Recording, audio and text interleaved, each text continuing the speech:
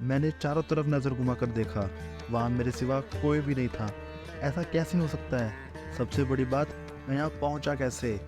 मुझे इन सभी सवालों का जवाब ढूँढना था और उसी पल से शुरुआत हुई यात्रा की। चलिए शुरू से शुरू करते हैं। मैं हनी, मैं चंडीगढ़ में रहता हूँ। लेकिन जैसा मैं आज हूँ, 11 अप्रैल 2019 से पहले वैसा नहीं था।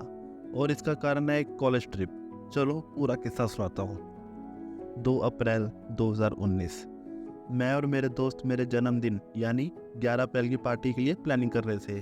तभी एक टीचर आए और बोले, हमारे कॉलेज से वाराणसी के लिए ट्रिप जाएगा जिसकी डेट होगी 8 से 12 अप्रैल, जिसके अंदर हम सब गंगा आरती देखेंगे, आर्ट गैलरी जाएंगे, वाराणसी के गंगा घाट और काशी विश्वनाथ मंदिर के दर्शन करेंगे।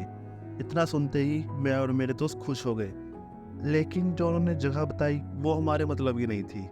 फिर हम सब ने मिलकर प्लान बनाया। प्लान ये कि हम सब जाएंगे तो कॉलेज के साथ ही, लेकिन अपना अलग घूमेंगे, अपनी अलग मस्ती करेंगे। हम सब बहुत एक्साइटेड थे। हम में से किसी से भी 8 तारीख का इंतज़ार हो ही नहीं रहा था।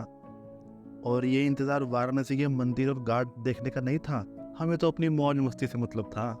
आखिरकार हम नौजवान हैं, अपनी मर्जी से कुछ भी कर सकते हैं। और यही सब बातें सोचते सोचते 8 तारीख आ गई और पता भी नहीं चला। मैं, मेरे 4 दोस्त और कॉलेज के लगभग 150 स्टूडेंट्स सब चल पड़े मज़े करने लिए। हाँ, मतलब वही, वहाँ जाने का मकसद तो मंदिर वगैरह जाना ही था, लेकिन मेरे और मेरे दोस्तों के लिए बस 5 दिन का मस्त हॉलीडे पैकेज था। हम 9 की शाम वाराणसी पहुंच गए।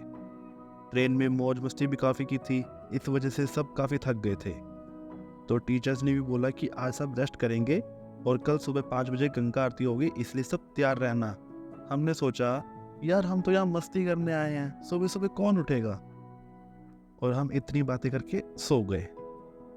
और जब मेरी आंख खुली तो टीचर मेरे सामने थे और सुबह के 10 बज रहे थे। मुझे पता चल गया था कि अब मेरी शामत आने वाली है। उस वक्त बहुत डांट पड़ी हमको। फिर हमने फैसला किया कि अब से अपना प्लान बंद और ग्रुप के साथ ही चलेंगे। 10 अप्रैल का वो दिन था। हम सब गए सरनाथ पार्क, वो जगह हिस्ट्री से भरी पड़ी है। उसके बाद हम गए रुचिका आर्ट गैलरी। वहाँ इतनी खूबसूरत पेंटिंग थी कि मन कर रहा था उन्हें ही देखते रहें बस। और इधर उधर घूमते हुए 10 अप्रैल का दिन भी ख़त्म हो गया। हम सब अपने अपने रूम्स में गए और सो गए। 12 बजे बहुत जोर से चिल्लाने की आवाज़ आई। मैं उठा तो देखा सामने मेरे दोस्त मेरा बर्थडे केक लेके खड़े थे। मैं बोला, यार यहाँ नहीं, कहीं बाहर चलते हैं। और हम सब नदी के किनारे चले गए। मेरा एक दोस्त बोला, इतने अंधेरे में नदी के पास मत जाओ, कहीं और चलते हैं यार। मैं बोला, नहीं, यही तो मज़ा है। डर तो मेरे मन में भी था, पर फिर भी हम चले गए। मैंने केक कट किया, मेरे दोस्त मुझे केक खिलाने लगे और उन्होंने केक मेरे मुंह पे लगाना शुरू कर दिया। तभी एक बहुत तेज़ रोशनी चमकी, जिससे मेरी आंखें बंद हो गई और धक्का लगते ही मैं नदी में गिर गया। और जब मेरी आंखें खुली, मैं खड़ा था विश्वनाथ मंदिर के सामने। मैं चारों तरफ नज़र घुमा कर देखा, वहाँ मेरे सिवा कोई भी नहीं था।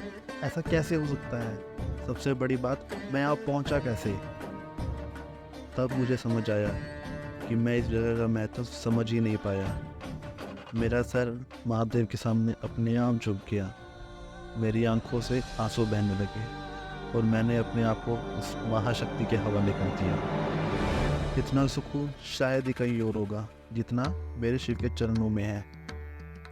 मैं वहीं बैठ गया और आंखें बंद करके महादेव के भजनों में लीन हो गया। और जब मेरी आंखें खुली, मैं अपने होटल रूम में था। पता नहीं वो सपना था या सच, वो कृपा थी या भ्रम, जो भी था, अब मैं भगवान में मानने लगा था। मैं जान गया था कि एक ऐसा सफ़र था जिस पे मैं आया तो अपनी मर्ज़ी से था। यहाँ आने का मकसद भी कुछ और था, लेकिन मेरी कहानी स्वयं महादेव लिख रहे थे। हर हर महादेव।